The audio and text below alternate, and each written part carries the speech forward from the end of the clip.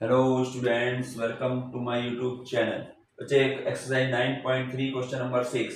A milk tank is in the form of cylinder whose radius is 1.5 meter and length is 7 meter. Find the quantity of milk in liters that can be stored in the tank.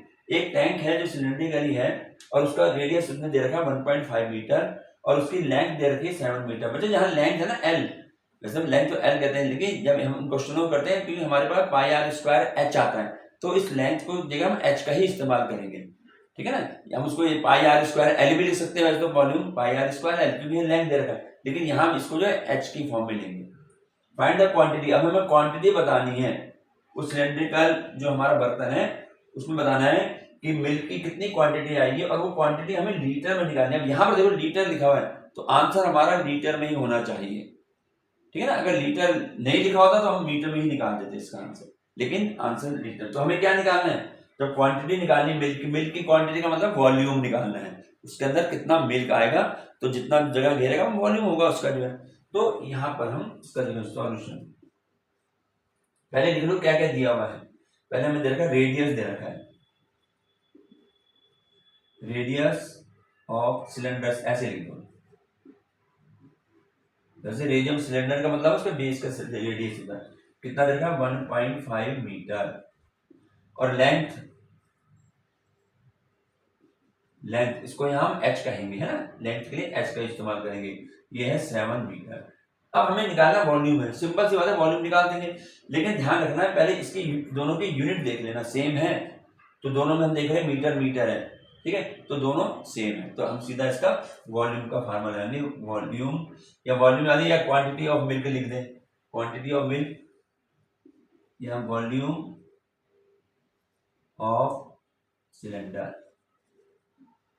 जितना उसका volume होगा उतना ही तो उसमें milk की quantity आएगी। तो क्या होता है volume of cylinder pi r square H.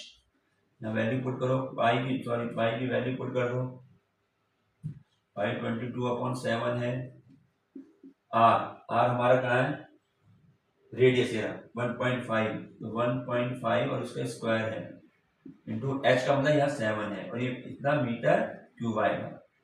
इसको सॉल्व कर दें 22/7। अब देखें यहाँ 1.5 को हम 2 टाइम्स लिख देते हैं, 1.5 और इंटू 7 इतने मीटर क्यूब। अब यहाँ पॉइंट है ना ये, पर इनमें थोड़ा ध्यान रखना पड़ता है, ये 7 बन जा 7, 7 बन जा 7।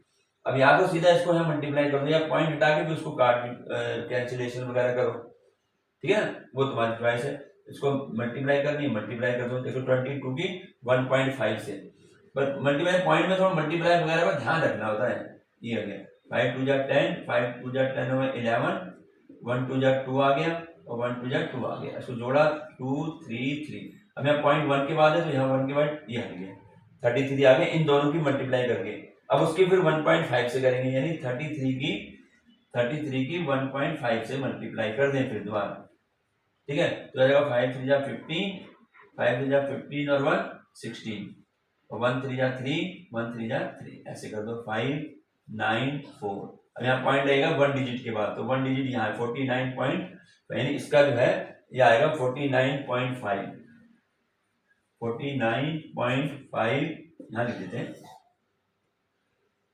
49.5 मीटर क्यूब। ये वॉल्यूम आया इसका मीटर में, ठीक है, मीटर में वॉल्यूम आया इसका जो है। अब हम इसको क्या करेंगे, हमें तो लीटर में निकालना है, तो यहां हम लिख देंगे वॉल्यूम इज इक्वल टू 49.5, तो बच्चों मल्टीप्लाई 1000 से करनी पड़ेगी, ये लीटर बन जाएगा, 1000 से इसको मल्टीप्लाई किया यानी कि 1 मीटर क्यूब जो होता है वो 1000 लीटर के होता है, तो 49.5 मीटर क्यूब जो होगा इसकी मल्टीप्लाई कर दो। अब इसकी मल्टीप्लाई करेंगे तो देखो मल्टीप्लाई जो करेंगे ना, अभी मैं पॉइंट नहीं लगा रहा हूँ, 4 आएगा तो ये नंबर 495, कितनी जीरो है 3, 1 2 3, लेकिन पॉइंट से पहले इसके बाद हमें पॉइंट के बाद एक डिजिट ना, तो पॉइंट कहाँ आएगा, यहाँ आ जाएगा, ठीक, तो क्या रह गया, ये रह गया 49500 लीटर, ये हमारा आंसर होगा। उसमें find the quantity of milk, तो लास्ट में हम लिख देंगे quantity of milk is equal to 49,500 litres. तो यहाँ पर इनकी मल्टीप्लाई कर दो सीधा, यहाँ पॉइंट लगा के नीचे डिवाइड 10 लगा करके वैसे भी कर सकते हैं, कई तरीके हैं उसको आप। तो ये हमारा पास क्वेश्चन नंबर 6 का आंसर आ गया।